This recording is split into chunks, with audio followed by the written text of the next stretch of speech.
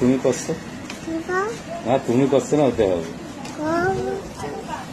এই দেখেন, সবাই দেখেন, এই যে ঈদের সময় আমার খালা টাক হয়ে গেছে, টাক দেখেছেন, আমার খালা টাক হয়ে গেছে।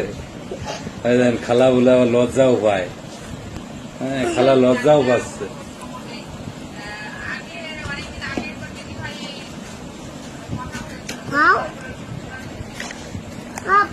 ও, এই যে আপনারা সবাই দেখে বলেন তো আমার এই টাক খালারে কেমন লাগছে।